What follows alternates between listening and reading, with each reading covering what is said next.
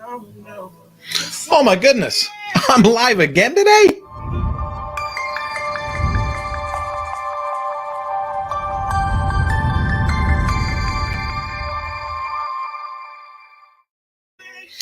So just yesterday, I went online, I went live, and I talked about how people freaked out when Facebook went down.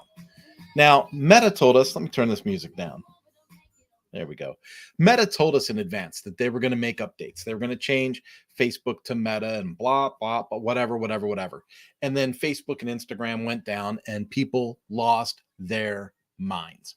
And I jumped online yesterday with a live message and I was like, hey, if you have put all of your eggs into Facebook's basket, or if you have put all of your eggs into LinkedIn's basket, or all of your eggs into Instagram's basket, that's the error in your ways. That's the issue that I wanted to talk about today.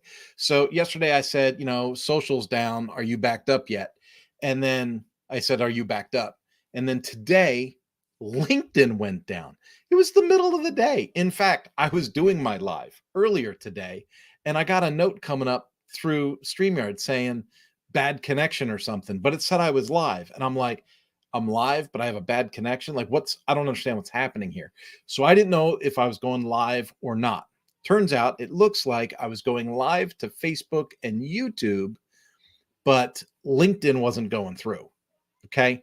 So let me try and put this whole concept into something that makes sense for you. Okay. So yesterday I talked about the eggs in the basket thing, and I'm right back into that position again. I love LinkedIn. I'm the LinkedIn guy. Every time I do a podcast with WP Tonic, he says, all right, Kurt, what's the best way for people to reach you? And I say, well, I'm the only Kurt Von Ahnen on LinkedIn. Connect with me on LinkedIn and we'll get together, right? It just works. Like, for people that say social media is not the way, I just want to address, I'm not in that park. I'm not in that park. Like, I understand that social media has its place. We can cast a wide net. We can address a lot of people. We can, we can just gather people up, but you need somewhere to put these people. It's like, let's look at scriptural times. They went out fishing, right? They would throw it in, they pull in the nets, and then they pull in nothing. And all of a sudden Jesus says, drop your nets, and they pull in and weighs down all the boats. All that fish had to go somewhere, right? Now, back then, I don't know. He said, drop what you're doing and come with me. They left the fish behind. Did anyone else pick up the fish? I don't know. The Bible doesn't tell us if other people picked up the fish. But what I'm getting at here is you go fishing and you need somewhere to put the fish. If you have a fishing boat, you're going to have a door on that boat. You're going to have the keeper where you put, some cold water, you throw the fish in there, bam, bam, bam. So hopefully you're with me on this. Social is good. It helps us cast the net and it allows us to catch our fish, catch our people. Okay. But we need to put our people somewhere. So some people would say, that's what my lead magnet is for. I'm building my mail list. So if you're like with David Gambrell and that team, it's always build your mail list, build your mail list, build your mail list, which I agree. Build your mail list.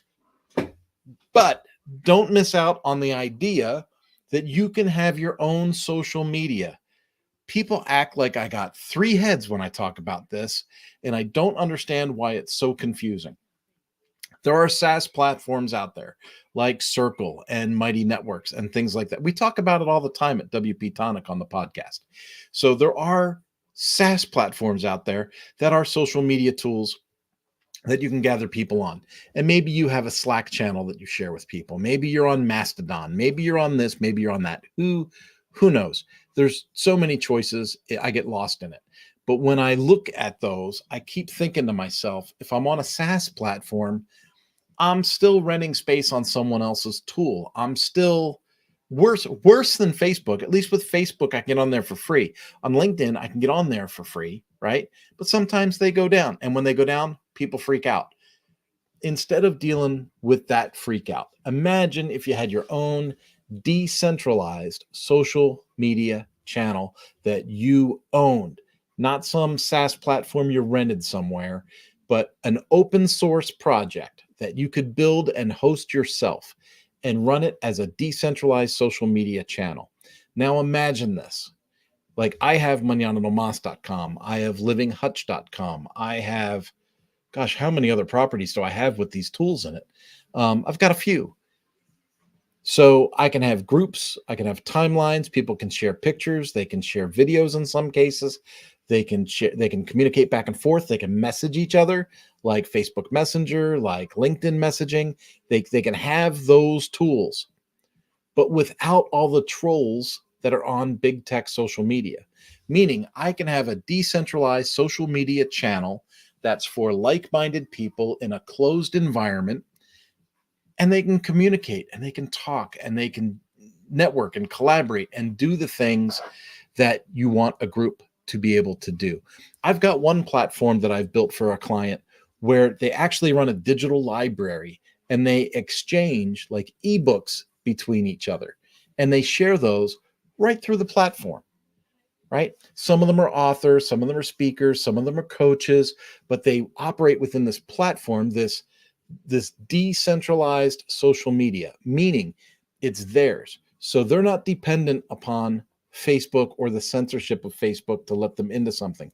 Imagine you're in Facebook. I've used this example before. A friend of mine who lived out of country during the pandemic was going to run a 7-day challenge.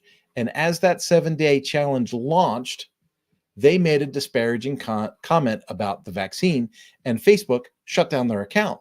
Facebook said, "Oh, you're in Facebook jail." Well, okay, their personal profile was in Facebook jail, but what happened to the 7-day challenge that they charged people money for to be in? Well, all of a sudden, that person couldn't access their challenge. They couldn't run their own challenge. So, what do you think that caused for that person? Do people want their money back? Do people want, and how do you email people that you know through Facebook? You don't. Once you're shut down from your Facebook, if you haven't copied that contact information into something else using some other third party tool, you're going to be stuck. But if you were to take that same 7-day challenge idea and you were to net the people that you want in it from Facebook and net the people that you want in it from LinkedIn and net the people that you want in it from Instagram and port them all into one decentralized social media channel that you owned, you'd be able to run your challenge, make any comment you wanted about any political situation you wanted, and nobody would be able to censor you. And you would be able to run your challenge and keep your people actively engaged and communicating. And I'm just throwing it out there because people freaked out today. First, it was Facebook yesterday, Instagram yesterday, and now LinkedIn today. And people are losing their minds. And while they're in the middle of losing their minds, I'm over here saying, my agency, Mañana No Mas, builds decentralized social platforms for people and their companies and their organizations. We can put e-learning in there. We can put e-commerce in there. We can put file sharing in there. We can do all kinds of really cool things with decentralized social, but you have to understand what it is that you're building, how to build that nest, how to get people to come in, and how to make that community thrive. And that's almost a whole science unto itself. But imagine you've got people you're connected to on Facebook, you invite them over. You've got people you're connected to on LinkedIn, you invite them over. You got people you're connected to on TikTok, you invite them over. And after some effort and some time, you end up having your own thriving community that you own, that you manage, and that you're in control of. So you don't have to worry about what happens if big tech doesn't update or shuts down or whatever. You don't have to worry about it. You don't have to worry about censorship. You don't have to worry about any of that nonsense because it's yours. And I just want to throw that out there because it seems like people have lost their minds with big tech social over the last couple of days. If you need help with any of this stuff, if you got questions, hit me up in the comments. You can hit me in the comments if you're watching the replay, and you can certainly message me either through Facebook or LinkedIn or Twitter on x.com. All right, folks, have a great day.